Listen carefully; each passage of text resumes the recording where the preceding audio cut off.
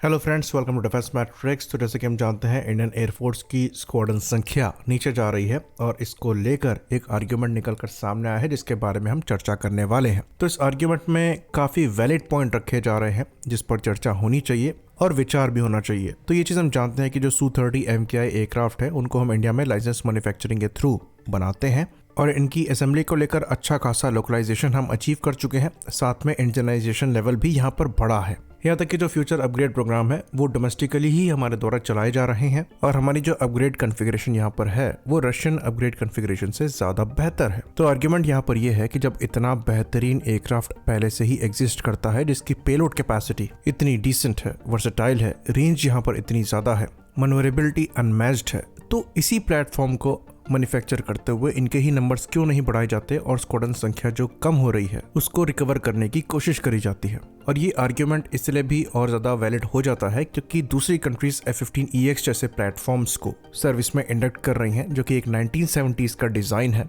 लेकिन अपग्रेड होने के बाद मॉडर्न कॉम्बैट में रिलेवेंट हो जाता है और इसके यूसेज को भी देखा जा रहा है। तो USAF के साथ साथ इजरायली एयरफोर्स और दुनिया की और कंट्रीज भी F-15 पर भरोसा दिखा रही हैं। अभी हाल ही में हमने F-16 ब्लॉक 70 की डील की बात करी, जो अगेन एक पुराना डिज़ाइन है पर एवियोनिक्स अपग्रेड के बाद पहले से काफ़ी ज़्यादा कैपेबल हो गया है और अगेन डिमांड में है। यहाँ तक कि अगर हम चाइना का भी एग्जांपल लें तो वो J-16 जैसे एयरक्राफ्ट को बना रहे हैं, जो कि एक्चुअली बेस्ड है फ्लैंकर फैमिली पर ही, और उनके द्वारा भी इन प्लेटफॉर्म के बड़े नंबर इस्तेमाल किए जा रहे हैं।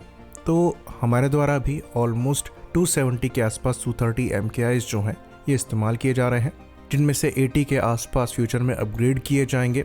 मोस्ट लाइकली आने वाले 20 साल में ये एयरक्राफ्ट रिटायर होना चालू हो जाएंगे और जो इनिशियल बैच के एयरक्राफ्ट हैं वो रिटायर हो जाएंगे। तो हो सकता है यहाँ पर जो अपग्रेड पैकेज है ये 150 से 160 एयरक्राफ्ट तक की रह जाए, क्योंकि ये जो 80 एयरक्राफ्ट हैं ये हो सकता है फर्स्ट बैच के अपग्रेडेड Su-30 MKI हों, जिसके बाद और मॉडर्न अपग्रेड्स के साथ दूसरे 80 के ही अराउंड Su-30 MKIs को अपग्रेड किया जाए, जो एक समझदार अप्रोच है।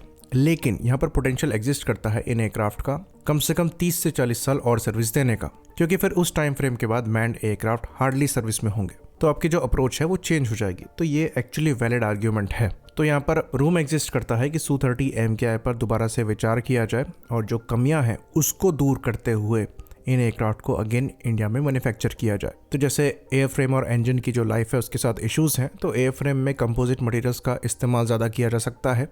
इंजन्स की बात करें तो रशिया द्वारा 5th जनरेशन इंजन्स बनाए जा रहे हैं जो कि AL-31 इंजन्स की रिप्लेसमेंट है, जिसमें वो इसे AL-31FN कह रहे हैं, तो ये लगाने पर हम विचार कर सकते हैं।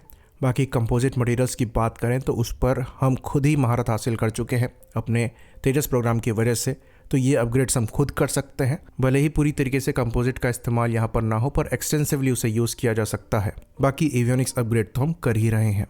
तो इन अपग्रेड्स के साथ Su-30 MKI को इंडिया में मैन्युफैक्चर किया जा सकता है। एक इकोसिस्टम हमारे यहाँ एग्जिस्ट करता है। पर एक दूसरा आर्ग्यूमेंट में यहाँ पर आ रहा है। तो रशिया का जो प्रपोजल है, जैसा कि हम जानते हैं, Su-57 के लोकल प्रोडक्शन को लेकर है।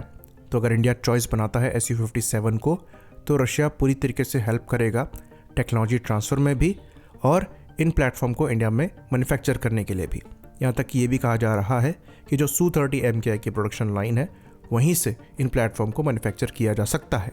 तो क्विक मैन्युफैक्चरिंग इन प्लेटफॉर्म की चालू हो सकती है, साथ ही साथ काफ़ी फास्ट डिलीवरीज भी रशियन प्लेटफॉर्म की करने को तैयार है। तो फिर एक ये आर्ग्यूमेंट भी आ जाता है कि Su-30 MKI के ही एडवांस वर्जन्स को इंडिया में मैन्युफैक्चर करने से बेहतर है कि Su-57 को ही मैन्युफैक्चर किया जाए, क्योंकि यहाँ पर सेम प्रोडक्शन लाइन से थोड़े बहुत चेंजेस करके ये प्लेटफॉर्म मैन्युफैक्चर किए जा सकते हैं। अगेन ये एक वैलिड आर्ग्यूमेंट है।